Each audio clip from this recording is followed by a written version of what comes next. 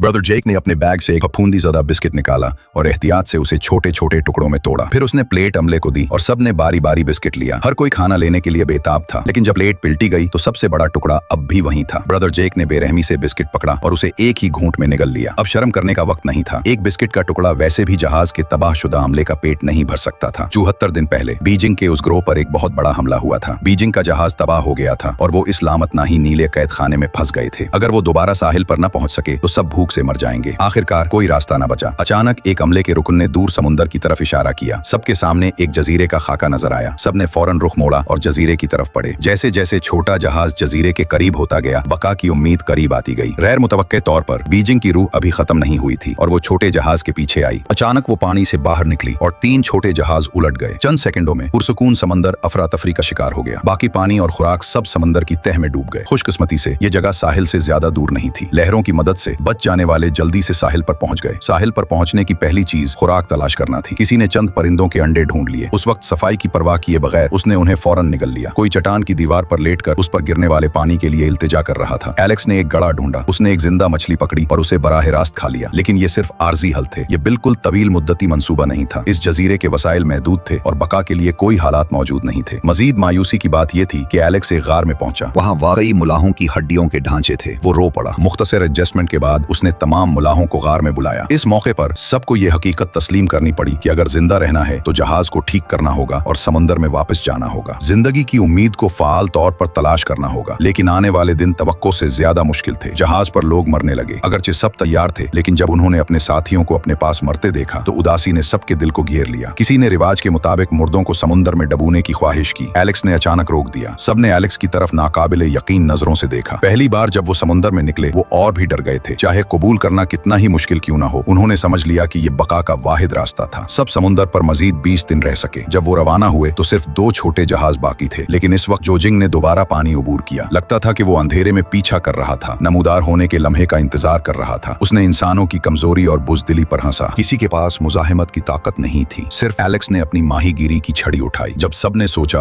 कि जोजिंग उन्हें मार डालेगा, वो दोनों जहाजों के दरमियान आहिस्ता से तैरता रहा। उसकी माहीगीरी की छड़ी अभी तक चली नहीं थी, सिर्फ इसलिए कि एलेक्स ने जोजिंग की आंखों के पास छड़ी का आधा हिस्सा देखा। इस मंजर ने एलेक्स को अचानक एहसास दिलाया कि खौफनाक दहशत का असल मुजरिम कभी जोजिंग नहीं था। जख्मी जोजिंग सबकी नजरों के सामने गायब हो गया। अगर इंसान इसकी नस्ल को न मारते तो वो मल्लाहों को न मारता। तवील सफर बिल आखिर खत्म हुआ। बच जाने वाले अपने खानदानों से दोबारा मिल सके। फितरत के हकीकी गजब के सामने इंसानी जद्दोजहद बेमानी है। हर चीज में एक रूह है। दुनिया में कोई ऐसी नस्ल नहीं जो दूसरी नस्लों पर हमला करने के लिए तैयार हो। फितरत की रूह इंसानों की हिफाजत करती है।